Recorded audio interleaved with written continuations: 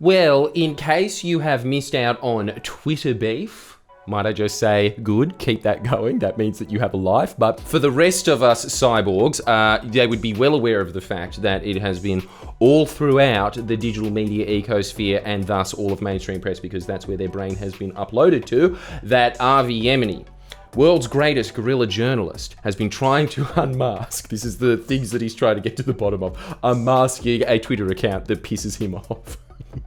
And that is PRGuy17. And he cannot get over the fact that this anonymous account could be supporting Daniel Andrews earnestly. No, he must be paid by Daniel Andrews. So he has been trying to unmask PR Guy, like the halfway between a Krav Maga expert and journalist that he is. Yeah, I'm gonna unmask you in the ring. Yeah, he's been trying to do that, except he has not been successful because PR Guy is coming onto our channel to unmask himself. He's coming out on his own terms. This is a worldwide exclusive. For the first time, you are going to see, does he actually work for Dictator Dan, like Avi Yemini's insane conspiracy theory based off nothing is, just real clutch at straws there. Let's see if that one is. Why not? Just chuck that in. Is he Troy McClure? Probably not, because the voice actor's dead. But we will find out who he is. And hint, Avi Yemini, as usual, is completely wrong. He doesn't work for Daniel Andrews. He's just a guy. Enjoy. Well, you've probably never seen this handsome gentleman before in your life, but you may have heard of him. PR Guy has finally been unmasked. And can I just ask first off, how does it feel? How does it feel to have your anonymity removed? Good or bad? Oh, look, it's a two-sided thing, because on one hand, the anonymous thing's been hanging over my head for a while. It's a bit of pressure. Keen to kind of get this all over and done with, get my name out there, out in the open. On the other hand, though, it hasn't been done on my terms. It's, someone who's gone absolutely bonkers is just, playing the system to try and, out me because he thinks I'm some kind of spook working for the government. So, I'm a bit pissed off, to be honest, but I'll handle it. So, yeah, look. I'm glad to hear that you have like a sort of measured response to it. What I found particularly interesting about this whole saga, and please enlighten me on this, it seems to be an absolute impossibility in all of the press's minds that someone could just be supportive of the Daniel Andrews government by looking at policy. This just seems to be this cannot fit into the people's realities, which I have to say, I'm a huge fan of what you do on Twitter, on their enemy territory, staking it out on the lines. It's like, it's an incredible thing, but like, it is shocking to me that they can't allow that to click. So they've come up with this huge conspiracy theory, because I'm looking at you right now. You're just a guy. You are just, you're quite honest in your Twitter handle. Minus the PR, you're a guy. Yeah. It's amazing. Yeah, it's funny. So actually, what's the deal with that? I don't actually have any PR experience. I don't actually have any social media experience or media experience of any kind. So coming out onto their playing field was a bit unexpected and something I hadn't practiced at. So the fact that I'm better than all of them is, pretty interesting. Yeah, just pat myself on the back there because I can. Anybody needs to soothe themselves, it's you. Yeah, I'm going to sue me for that. But yeah, so like, I've come onto the scene, and I think one of the first things I saw was like these polls being absolutely gamed. People were buying votes to like make Dan look bad in some poll on the Age, and the Age didn't give a shit.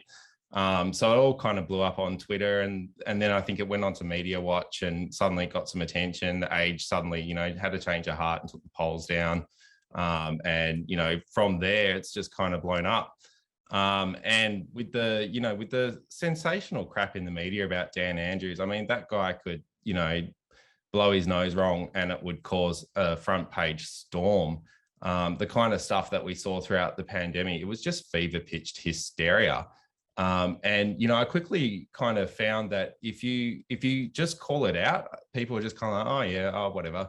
But if you actually echo the kind of words that they use to tell a different narrative, perhaps a more truthful narrative, if you do it the same way they do it, use the same hyperbole, the same screeching headlines, it cuts through. And I think people are used to or conditioned to reading that kind of sensational, attention-grabbing crap. And the fact that it's been used on the front pages of the Murdoch tabloids for so long, you know, to tell a very dark story about Labor, a very dark story about anything but the Liberal Party, when everyone can see with their own eyes that, you know, the Liberal Party over the last few years has been pretty shit. You know, people are ready for something different. People are ready for a different narrative. So it just kind of exploded and went viral. What's amazing about it, though, is that you are doing it in their pit. Like, that is really a pit of vipers that you're just in, kind of like the Doom guy with the 2 guns shooting down at all of the demons by yourself there. And it is incredible that you have cut through on their platform. And I honestly think that is the reason that you are receiving such resentment. Because to think about this, the Project and Avi Yemini on immediate unity ticket against you, it really shows you're doing something. Yeah, look, I think, you know, Twitter definitely is their turf. It's where all the journalists go to kind of spruik what they're doing and give each other a pat on the back or a bit of a mutual stroke, if you will. And so, you know, one of the things I quickly learned about criticizing journalists and media in particular is they do have really, really extraordinarily thin skin. And so the way to get to them, it's not just to say, oh, you're wrong, or, you know, you dickhead, or you're a blah, blah, blah, whatever. It's actually to kind of go for the ego, you know, talk about how something they've done is a slip up or a blunder. It's the same language they use when they're going after politicians that are, you know, good in everyone else's eyes. But yeah, if you just say, oh, you know, such and such has been left red-faced after this blunder, blah, blah, blah, you know, it cuts them deep, and they end up licking their wounds and they hate it. So, you know, PRGuy is not very popular with journalists, and that has... No, he's not. So not very popular with journos, but definitely popular with their audiences. And I think that kind of bothers them just a little bit. Oh, and it does. I'm so happy that you got into this one narrow niche of hitting the egos of journalists, because, look, 10 years ago, I'm sure I was like you. I honestly thought that these were these kind of like floating orbs of objectivity that saw the world in a way we mere mortals could not. It is incredible to realize that they actually are probably the most narcissistic group of human beings you could ever come across. I know actors, and I hang around them. They really are. They have a more healthy ego than journalists. Yeah, absolutely. So I'm so glad on a daily basis you're hitting them. And it really just does show. At the end of the day, they have no ideology. It really is just this self-worship cult, because they're going after you for pointing out the basics of, as you say, this government is not as bad as you are purporting it to. This is a good government, and you are paid to make it seem like a bad government, and nothing could cut them deeper than that. Just this thing of like, how dare I not be the final say on what the public sees? Absolutely. And, you know, and you get so many situations where they'll put something to print which is just blatantly false, easily disprovable, sensationally untrue. You call it out and you do it in a way that's kind of, you know, poking fun at them, digging under their ego, getting under their skin.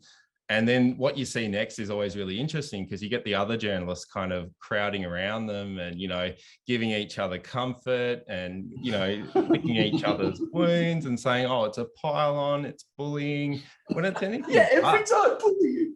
Yeah, it's like... Never them, though. Never them. Have you noticed that when they just pile on someone's credibility and reputation, hundreds of them at once? That's not bullying.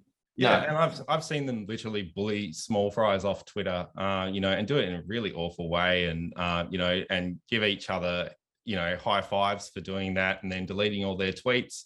You know, no one here's above board, no one here's above scrutiny, but they certainly don't like scrutiny. And I think these people are used to, you know, reading their own mail, cutting out what they like, putting that in letters to the editor.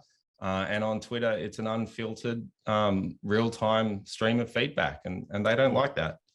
No. Well, this is the amazing part, because once you became the story, what happened there? Well, so I always try to choose my words carefully, particularly, when you've got a large following, you do have to be really careful with what you say.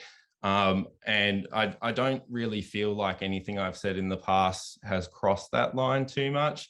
There was one time where someone said they didn't like Dan, and I think I put a hit on them to get them killed. But other than that, I've been pretty above board. When it was announced that Avi Yemini was, going to sue me, I didn't think he was serious, because, he's never really been serious. No. Yeah.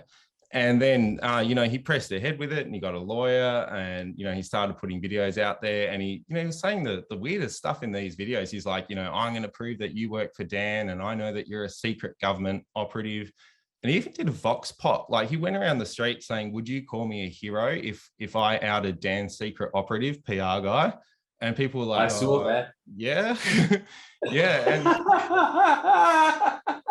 so I think, he's now on the precipice of outing me, and he's got my IP address, and, he's got a forensic cyber expert on the case investigating. Sorry.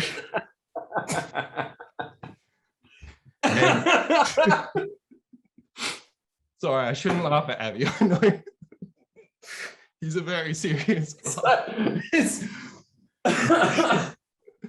It's the greatest enemy to have. Yeah. It's so hard to genuinely hate that man. It's too hilarious, as we see right here. Like he brings people together. Maybe that is why the project like him so much. Maybe. Kind of is just like a successful Peter Hellier for them. Truly brings the laughs. But he even did a video where he got really upset at Peter Hellier, because Peter Hellier said, excluding the PR guy stuff, we should be accountable for what we say. And Avi had this meltdown on his doorstep, and he's there going, what does he mean? He actually published that. And I just thought, what are you doing?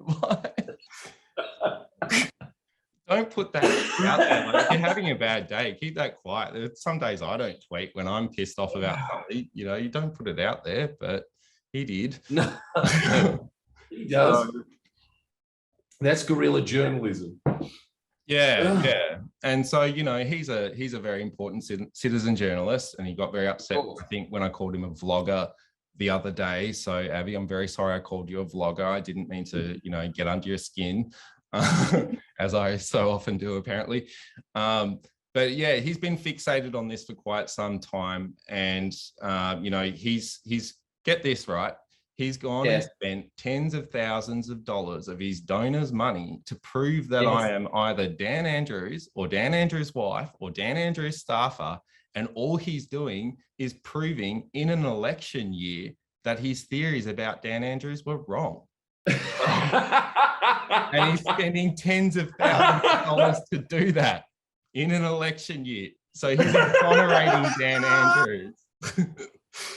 And you just can't write that shit. It doesn't get better than that. No, it really doesn't. I mean, look, you're saying that you're kind of angry that you got out, Ed, not on your own terms, but sometimes life just throws you a bone. Yeah. You couldn't have asked for a better outing party than that. And then going on to see Tracy Grimshaw, and who else has wanted an interview? I was only joking about Tracy Grimshaw, but Tracy. Oh no! If you're watching Tracy, I am available from time to time, so get in touch. Look, funnily enough, before the project put something to air, they did reach out to me, so credit where it's due, but I didn't, they were like, oh, will you come and do an interview? And it's like, they didn't get at all that I'm anonymous, and, I can't exactly just go on TV to, try and stop someone from outing me. Didn't make much sense. So I did get quite a few inquiries from media, but yeah, didn't really get back to anyone but yourself. Oh, well, thank you so much for this. Because you're a legend. Yeah. It's an incredible tale it's an incredible tale on so many levels. It's because it just shows so many unconscious underpinnings of the worldview of the people that get to tell the rest of us what the world is like. That's what I find so incredible about, I suppose, the climax of your tale. And like, I'm amazed that just one Twitter account was able to cause this much upheaval, where they created this insane coalition of people to come together, really just around, as you were saying, just an anonymous man that saw through the crap. Yeah, so it's funny because in the early days, even when I built up a reasonable following, a lot of the Murdoch sort of crew were saying to me, "Oh, this is just Twitter. It's not real life. Da da da da da. You know, don't take it so seriously." And I don't think I ever really did take it too seriously. But that all kind of changed, particularly after the sort of lockdown era in Victoria. Where some of the blows that they tried to land on Dan didn't really land. I mean, there was barely a dent in the polling, and I think that was really disappointing to a lot of the Murdoch groupies. But also as well, just recently through the election campaign, I think a lot of us were really surprised by that outcome. And, you know, I'm certainly not putting any credit for that on Twitter. And I think it's definitely a concerted effort between Twitter, YouTube, Facebook, all these alternative media voices that kind of form this chorus, which isn't Murdoch. It's refreshing alternative from these terrible front pages, which everyone can kind of see now is just clearly hysterical bullshit. And, you know, and I don't usually talk about numbers on Twitter or anywhere really, but, you know, during the election campaign, I had up to 80 million views through that 6-week period. That's not unsubstantial. That's decent. No, it's not. So, yeah. So I think, you know, if there's that volume, that desire for that kind of alternative take, especially if that take's based on truth, I think that does cut through. And this election for me is definitely the first time where I felt like the media has lost their influence. You know, and they still do have influence to a degree. They affected this election outcome, and it probably would have been more in Labor's favour were it not for those hysterical front pages. But I think Australians are wising up to it. I think they've looked at the past results and gone, you know what, you fooled me in 2019 and I'm not buying your bullshit this time. I definitely do get a sense of that. I think now it's not so, and they're clearly, as you're pointing out, pining about the fact that they don't have this monopoly on information that they once had, which is ironic because they spend most of their time pining on one of the platforms they don't control.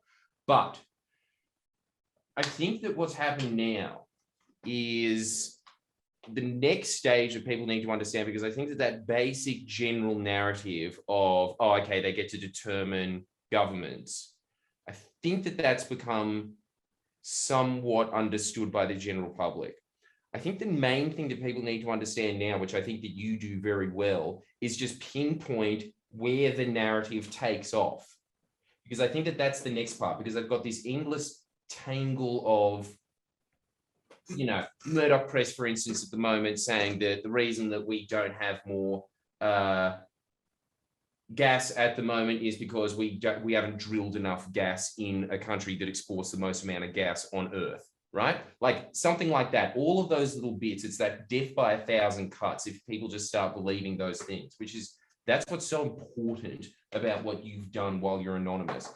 With all of that though, I guess the thing is, like, now that you're out, what do you do? Right. So 2 parts to your question. First off, where do narratives take off? And I think, you know, one of the interesting things that we found during the election campaign is that we can set narratives as well. You remember that incident where the former Prime Minister Scott Morrison put on drinks for the media. You know, and right at that point in time, there were very different narratives in the news. And we managed to change, I think, a lot of conversations onto media trust. You know, there certainly was a scandal there. So I think the dominant point that week, I think, was one of Albo's gaffes or some bullshit like that. And then the next day, everyone was talking about, media being wined and dined in secret by the Prime Minister. And it did open up a trust issue for the media, and it persisted throughout the rest of the campaign. So I think, where agendas are set is where everyone wants to discuss things, where everyone wants to focus on. You just have to drum up the sensationalist kind of take on it. And I think if it's worthy, people will bite. Because you had Troy McClure for so long, that is what I saw you as. And then as soon as I saw your face, there was a moment of incongruity in my mind of like, no, he's not a person, So now it's so it's so strange. And I don't know what you're going to be able to do with it, because it is like it's almost, there's romance novels written about this. Like The Man in the Iron Mask. There's so much mystery around it. What do you do with it? Well, first and foremost, it's going to be a little bit of a shock to my colleagues, friends, and family. I've been very secretive about keeping this account and running it. Obviously, because really, I'll be perfectly honest with you. I've never really kind of gone out there and put myself out there as a content creator or a tweeter or anything like that. I actually have a career which is totally unrelated to this. So it's kind of forcing my hand a bit and forcing me to think about, what's next. Do I lean into this? It's certainly growing, and since Avi came along, the account has absolutely exploded. I don't know if that was his intention, but certainly good work again, Avi. Yeah, he's blown PRGuy up into something that now pops up on the news, and people are talking about this. So I if he was trying to shut me down, you could say that he's probably f***ed up just a little bit. And he's actually, and the hilarious thing is, right, get this, I was already leaving. So I had already announced that, my job here is done. I'm going on and doing other stuff with my life. And he sort of forced me to stick around and made the account bigger. So, I don't usually read my tweets out loud, but you can certainly say that Avi Yemini has been left red-faced after trying to shut me down, only to blow up my own worst enemy. Yeah, exonerate Dan Andrews and tens of thousands of dollars of his donors' money in the process. So if you've donated to Avi Yemini lately, and this is the kind of return on investment that you're used to, I'm sure you're, probably just slapping yourself in the face going, oh yeah, well, Avi f***ed me over from time to time. I don't care. I'm a loser anyway. So yeah. Don't sue me. Oh, you're already doing this. Okay.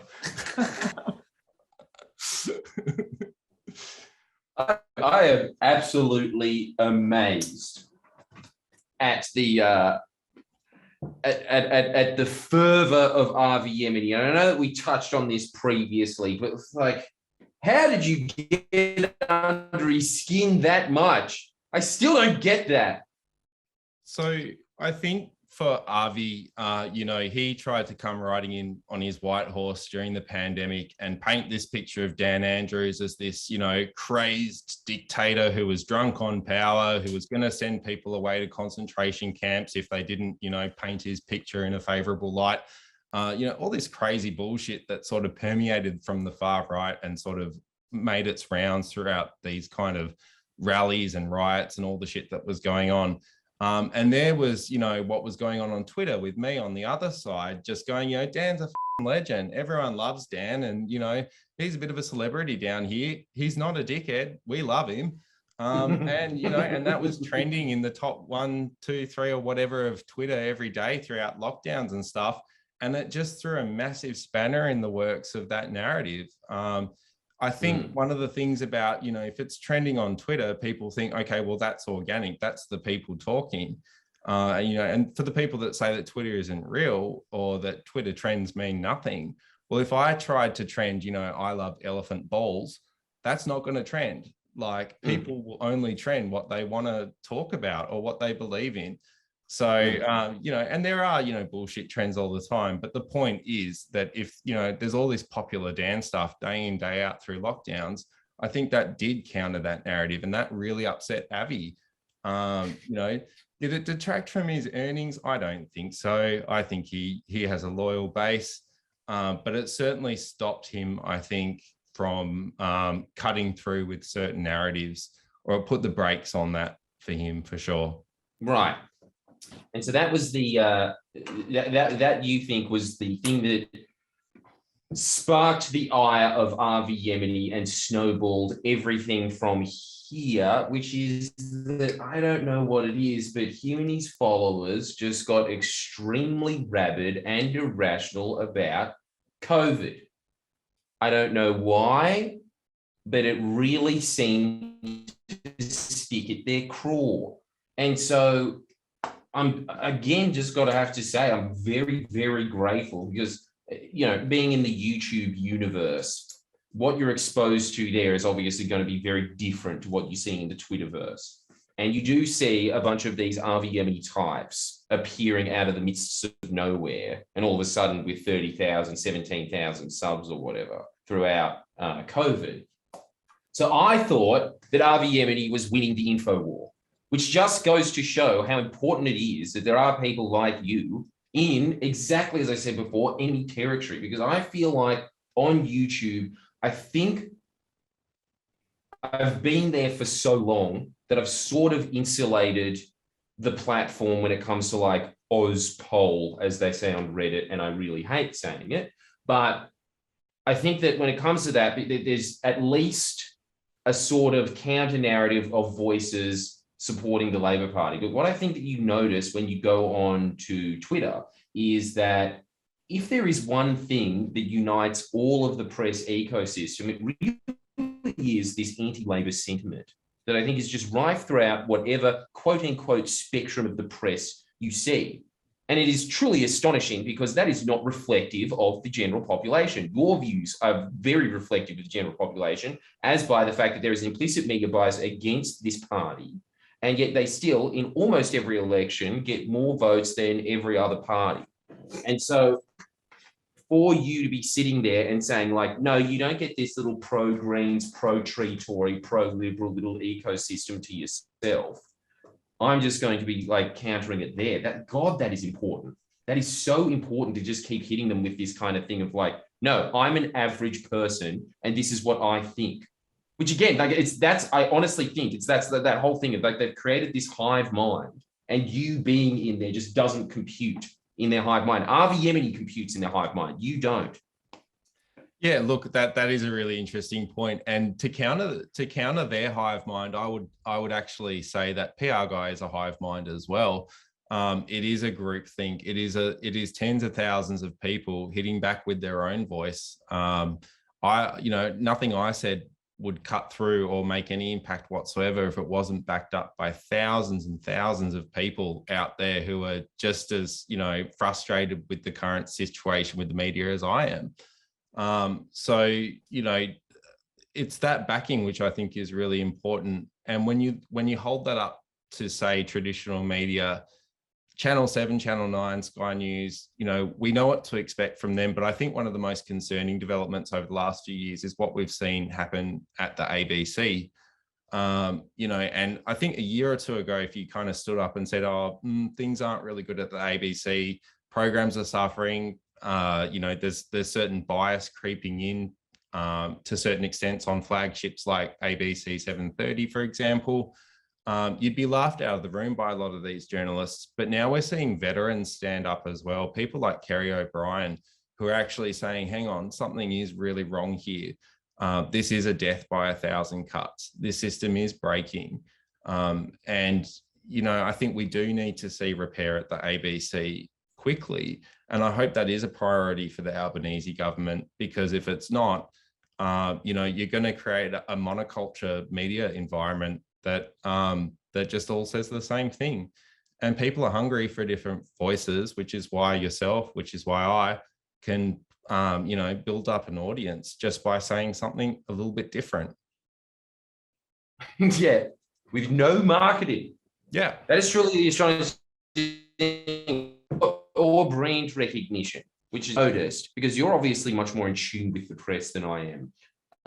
in terms of just individual journalists. But what I have been seeing in the coverage ever since the Labor Party has been elected is I think that Scott Morrison has more or less short-circuited any form of independence or what their actual goals and objectives are. Because you know how he used to just come out on stage and just feed the seagulls every morning and just like, there's your press relief, there you go. Just, I think that they've become so complacent and lazy that they are doing that with the current Labor government. And so the Labor government just comes up and says, here's your press release for the day. And then all of a sudden, you just see the press narrative change overnight. It's incredible to see, it's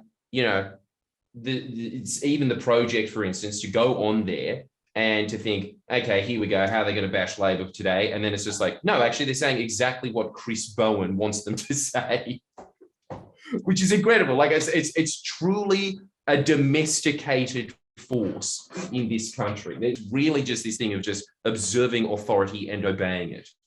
Unless, and obviously this is the other point when it comes to Daniel Andrews.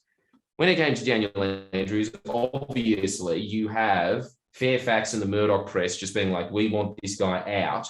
And so that becomes the overarching authority piece. But I think now, when they're trying to figure out where to get their scoops from, like in the last one, and what the pecking order is going to be in the Canberra Press Gallery, I think we're seeing this nice, I'm going to give it a few-month honeymoon period where they're just, that shocked me, but that's my observations. What are you seeing? Because you're like looking at individual journalists on a daily basis. So I think since the election, we have seen what you've seen as well, which is, there's this kind of obedience of the media, and they've justified this in the past. They've said several times that, if we don't report favorably on the Prime Minister, or if we don't report what they feed us, we'll get blacklisted, or we'll lose access and things like that.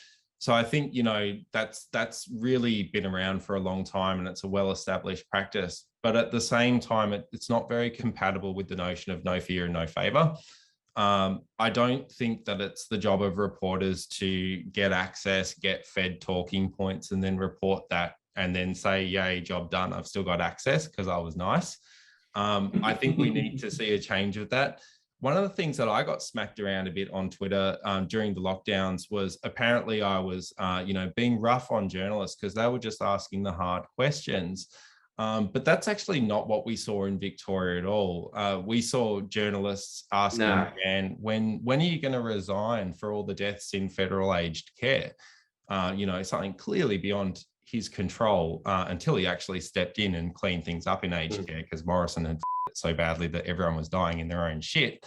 But, setting that aside, I think things are quite different at a state level than they are at a federal level. And I think that, the state Labor government's a fair game with the media at the moment.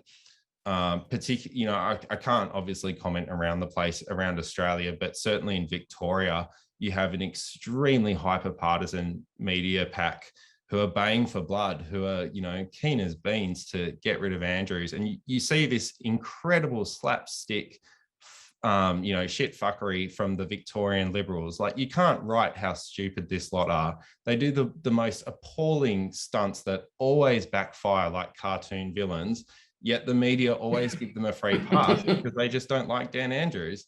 So, meanwhile, Dan Andrews is doing all these amazing reforms. He's pumping record funding into health. He's going, yep, I get that our health system has been shit and we've inherited that, but we've been building on it. We're trying to do as much as we can to actually reform it and make it something to be really proud of. Yet media are like, oh, well, someone waited 30 minutes for an ambulance. That's Dan's fault. And when's he going to resign? Da, da, da, da. Stupid the stuff. Usual, yeah. Because I can just attest to the exact opposite, obviously, in New South Wales. It's just day after day. How does Dominic Perrottet do it? Every single day. Oh, wow, he's using $27 billion of our money to gamble, essentially. Wow, where'd you think of that, Dom? Just too much time with your mates at Star, right? But anyway, like it's truly God, I'm happy to hear that. It's really interesting just to hear what's happening down at Victoria, because obviously when you're not there, you just don't see it. You know from the national coverage how they just kind of pretended that everything was Daniel Andrews' fault, despite the fact that he's not Prime Minister. But nationally, everything was that man's fault on a Sky News level. So you can only imagine how awful it must have been in the local papers.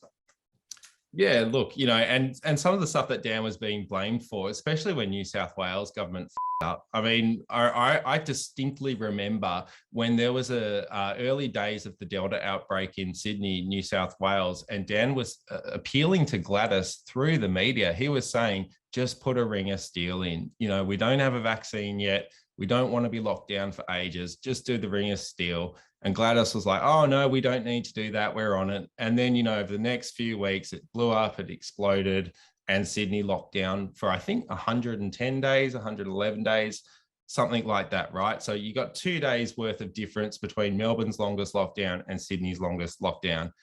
But you wouldn't know that if you paid attention to Australian media, because they're always like, oh, Melbourne's the only place that locked down. Sydney was fine. Nowhere in Sydney was locked down. And it's just a complete rewrite of history. I really hope that you stick around.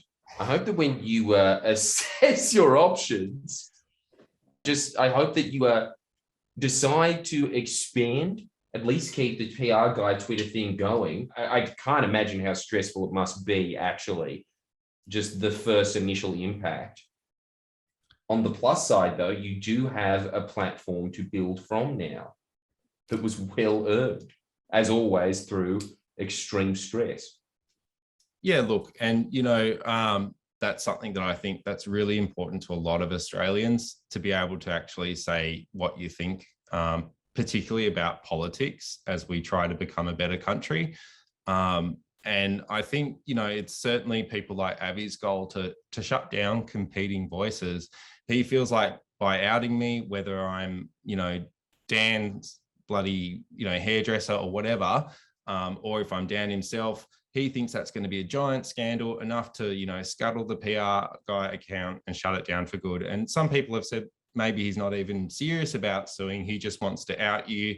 And that way he feels that it will just shut the account down. Now he's supposedly a strong believer in free speech. And I don't see how that's compatible with what he's doing at the moment, but he has forced my hand. And like I said to you earlier, I had announced that I was leaving. I was going to leave, and this has actually forced me to stick around.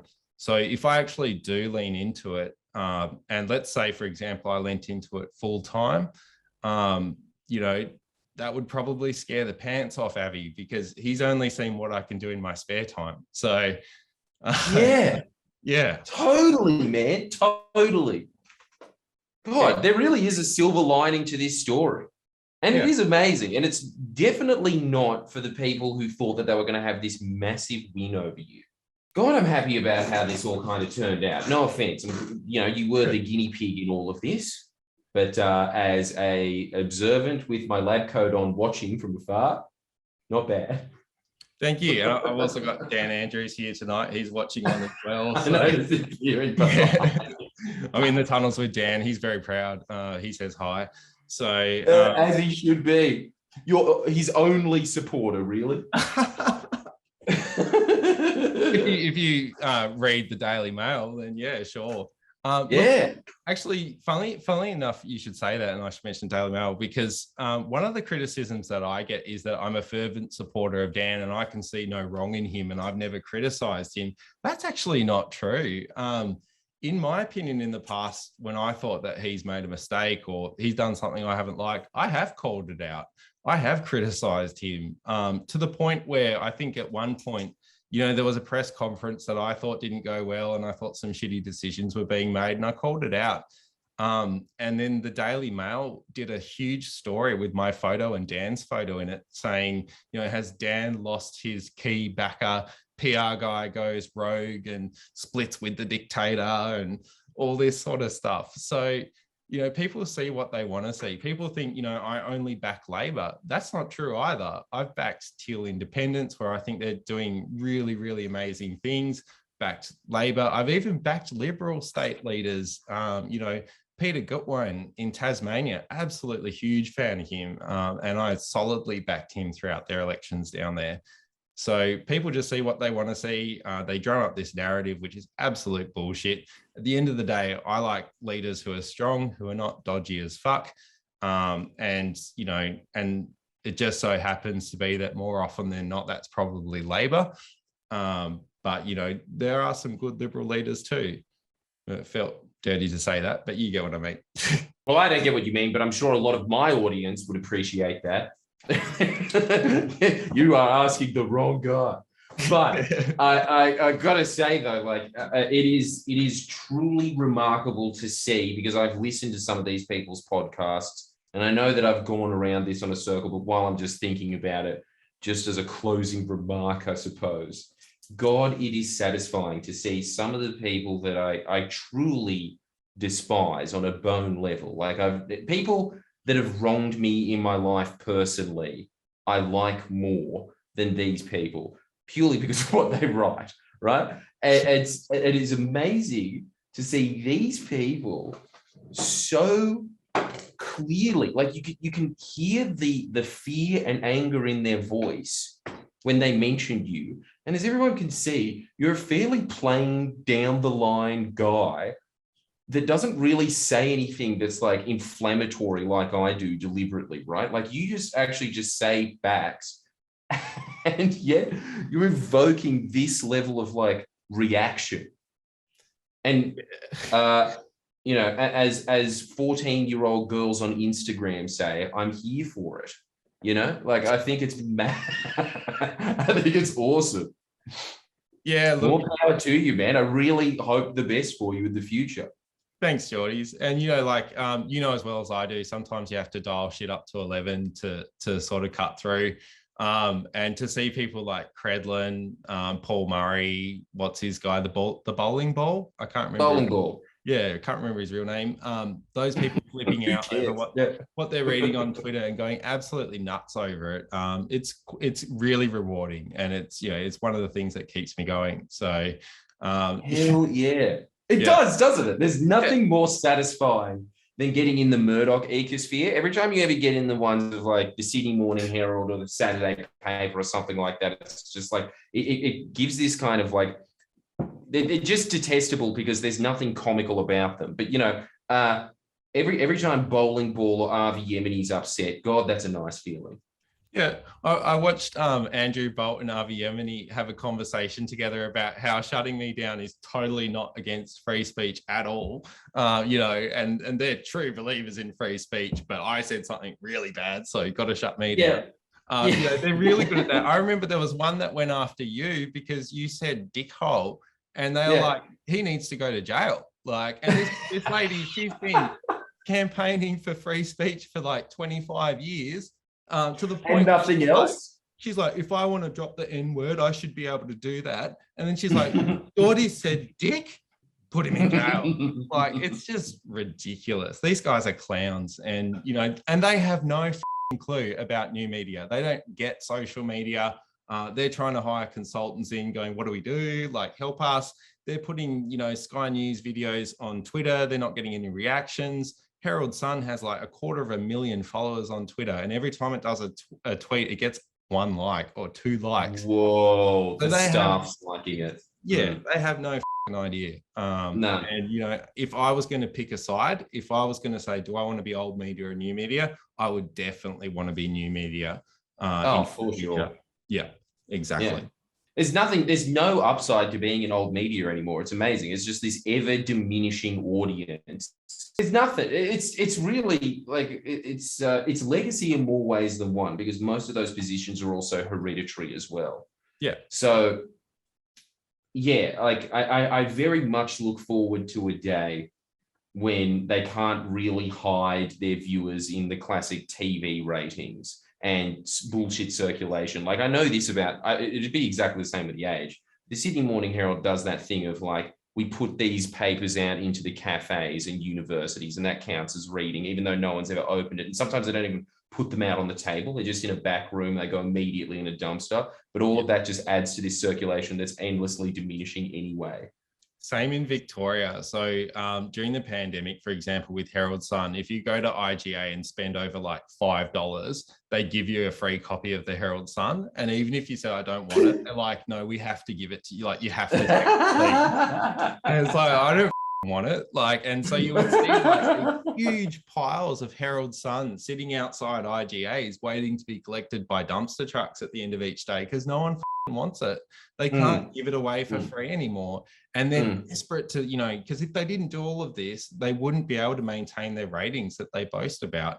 You know, Herald Sun put out an article in the middle of all that saying our ratings have increased. And it's like, bullshit. They're all in dumpster trucks. We know it. God, that's beautiful. It is truly remarkable because now that I'm thinking about it, the phrase alternative media always felt very punk and underground for obvious reasons.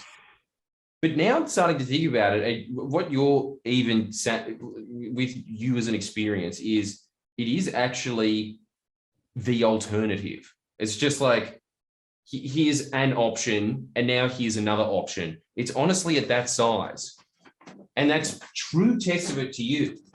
True testament. Just handing out something for free. And these guys as well, like they're trying to hand it out and nobody's even taking it. Because once they hear what you have to say and then compare it to what they're hearing in there, you can't go back. Yeah. It's impossible. Like once that click happens of, oh no, this is all a lie, I just don't know where you go from there. Yeah. And look, you know, I should warn you that it's a fine line between saying citizen journalist, a la Avi Yemini, and alternative media. So we've got to tread carefully there because I don't ever want to call myself a citizen journalist like Avi does. But, you know, it's pretentious as well. Yeah, exactly. You know, taking it to the man, blah, blah, blah. But yeah, look, at the end of the day, what you say, if it reflects reality, people will listen and people will pay attention. And I think, you know, Herald Sun did lose its influence in Victoria. I don't know how things are going with Daily Telegraph and Courier Mail in other states, but I certainly did witness firsthand the loss of that influence in Victoria throughout the pandemic. Try as they may, they just had no clout anymore. They tried to give the government directions. They tried to give people directions on how they should feel about the government. And it never once cut through, not once. You saw, you know, fringe movements, rallies, protests, riots even. But you know, at the time, I really did think that was heavily driven by Murdoch. But now looking back on it, I also think that was more driven by those citizen journalists, social media, the Avi Yemini types, you know, people throwing fuel on the fire because they want to build their audiences, whether that's good or not. Oh, okay. So you think that Avi Yemini has an Australian audience? I was always under the impression that he was kind of just, there was a bunch of Canadian truckers that were watching him. So he's having some influence here, is he? It's a mix. So I think 86% or 87% of his audience is, you know, MAGA mums and dads, you know, Trump lovers, Canadian truckies, things like that. I'm probably going to get shot in the head for, you know, even criticizing them. But he does have a small but steadily growing audience in Victoria. And I think, you know, he did have influence during the pandemic. A lot of people were stuck at home in Victoria and they did tune into their socials, the Facebook, all that sort of stuff.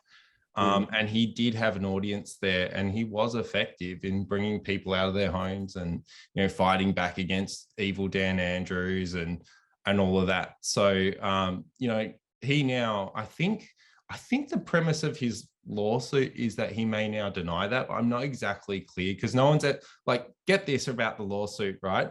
I've never received a single document.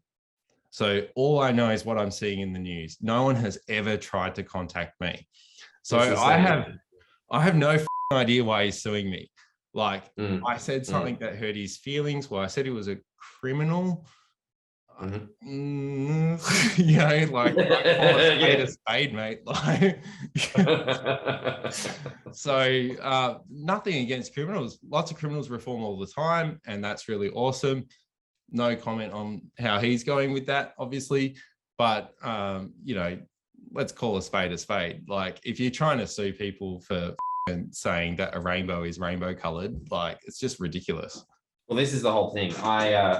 obviously have things that I will be saying about Defo soon, but not much for obvious reasons. But I would like to wish you luck in that suit. Thank you. I am actually rare few unicorns that majestically gallops out of this unscathed. Because honestly, looking at what I see in the press, and that is amazing that you had that same experience of not knowing why you were being sued until you read it in the bloody Herald Sun. But like, from it, I just look, I can't see the case. Which is extraordinary in a country like this, where you can pretty much make anything defamatory. And even when that is the case, like these would have to be some of the most unfavorable defamatory laws on the planet, maybe the most. And even then, I don't think that they have anything on you. Yeah, look, my opinion that's based off of no legal training at all. Of course, same mine as well. Look, one of the really interesting things about the lawsuit is it actually could introduce some transparency to Rebel Media. For example, if Rebel Media has suffered a loss and they're suing me for that, then I would expect them to be able to demonstrate that loss. That would mean actually for the first time, Australians would actually be able to see what Rebel earns from donations. Isn't that amazing? Isn't that amazing? And so we'll be able to see, did they go up? Did they go down? What's the loss? We also might be able to hear from expert witnesses as well. We might be able to hear from witnesses who can, support some of the things that I've said in the past that the reason that it's going to court. I don't know. It's all very early days. As I said, I don't know anything about why he's suing me. No one's tried to contact me. He never even tried to contact me to say, hey mate, I don't like what you said, can we sort this out? And I feel like if he had a genuine concern, he probably would have. Look, as you are saying, there are things in here that are very important in terms of transparency. It also might reform Defo a tad, which would be very helpful, because I see it more and more that there are a bunch of predatory law firms who shall remain nameless that just have a bunch of clerks that sit there and just deck these papers out like they're candy all across the country, hoping that a few come back with a few $50,000, $10,000 settlements. And a lot of that is coming from your playground, Twitter, Facebook, all of these places. Just everyday human beings like yourself are getting sued and treated as if they have the same budgets as the ABC. Yeah, and this is sad for all of us. It's a sad day for democracy, I think, when genuine freedom of speech is being threatened. So the everyday Australian like you, like me, like anyone out there on Twitter now has to think about, well, if I speak my opinion or if I voice my political views, could I end up in court? Could I have a $500,000 legal battle on my hands? Could I face losing everything that I have just because I spoke up? And I think that's a dark day. And whether it was Avi or if it was someone else, even if it was someone that I thought was, a good political leader, bringing a suit like that against an everyday Aussie, I think is really shitty behavior. It really is. Yeah. We need to get thicker skins. We need to be able to tolerate some criticism. Also, we need to be able to answer for the things that we've done in the past. I note, and I don't know if I can say this or not, but I note that when Avi went to court for assaulting his ex-wife, his lawyer defended him and asked for a reduced sentence on the grounds that he will live with these criticisms for the rest of his life, right? He will be called a wife basher for the rest of his life. The second someone called him one, he's trying to sue them. So this is something that I think that you'll definitely notice about virtually every defamation case that ever comes to the courts in this country, because they're written in such a way, it would be more than 9 times out of 10 that the person that is complaining is objectively a f***wit. Yeah. And they're the one that the law favors. As is proven by, out of the two of you guys, who do you think was informing the public better throughout the pandemics, you or Avi Yemini?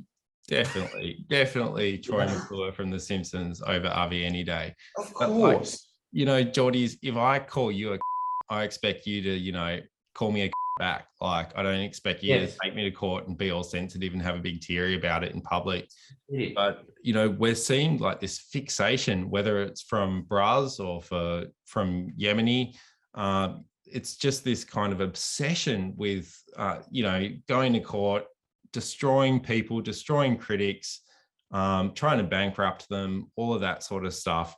When really, if you just want to engage, if you just want to get on the same playing field and correct the record or speak your part, say it, use your voice. These people have strong voices. They're out there in the public field.